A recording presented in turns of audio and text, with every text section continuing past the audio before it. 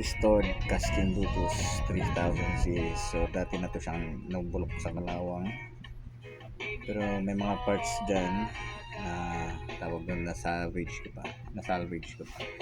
So buksan natin yung loob ng sabihin natin hybrid casting Bluetooth 3000 series. So dati itong hindi saltwater. So ito ngayon is saltwater build na dahil sa mga upgraded bearings niya tsaka parts sa loob, may mga pinalitan ako na which is galing din sa ibang reel gaya ng casting Spartacus 3.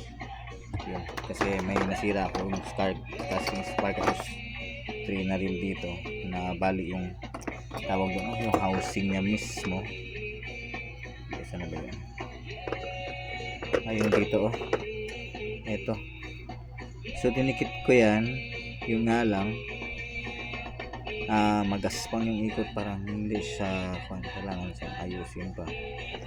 So ito mga parts niyan pinaglipat ko dito sa casting Bluetooth ko na kalawang. So buksan natin.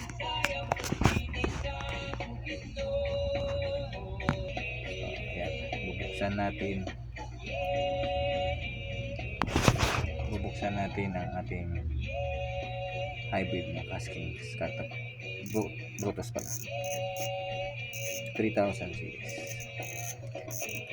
So sa drag gears niya hindi wala akong pinalitan, ganun pa rin.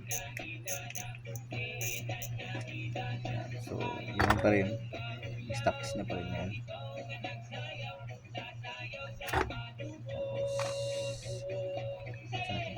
So hindi ko to sa higpitan muna kasi i-rest backan ko pa ito ng WD-40, hindi ko nakabilis, may mga kalamang lininisan ko pa yan. So nakikita nyo ngayon yung loob yan,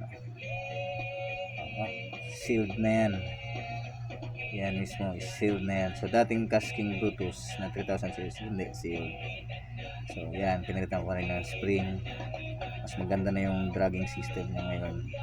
Yung bearing nitong sa loob nito hindi ko pa napapalitan, pero yung sa Spartacus 3 fit naman. So yun, nag-aantay pa ako ng SWD-40, in order pa tayo sa Shopee. So dito din yung kabila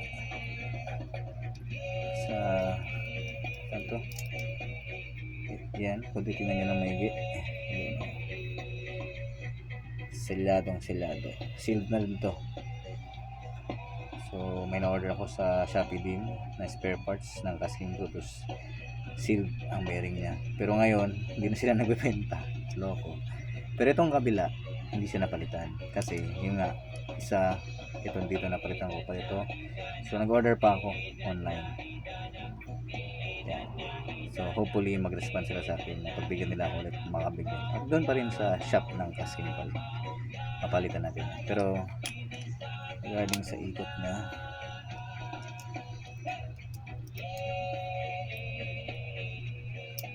nito naman basta balikan na natin ito.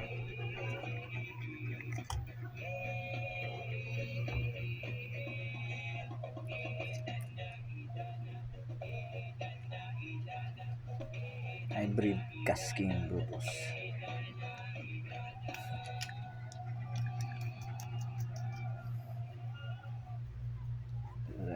Na-revive natin siya. So it is very very functional at sure ako na nakapaglanto ng maayos na isda.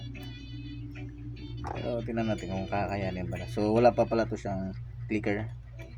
So meron akong naitabi dito na clicker saan ba yun? Kulang na lang ako ng spring. Yan, may clicker tayo. Yan naman yun. Yung drag sound yun yung maingay. So sa dragging naman dragging system na yun pa rin yung stock pa rin to. Wala akong binago. Naglagay lang ako ng oil tsaka grease dyan. Oops, nilinisan lang natin yan. So medyo nagkakalawang kasi nga stock pa yan. Tsaka lilinisan pa yan, may final linis yan.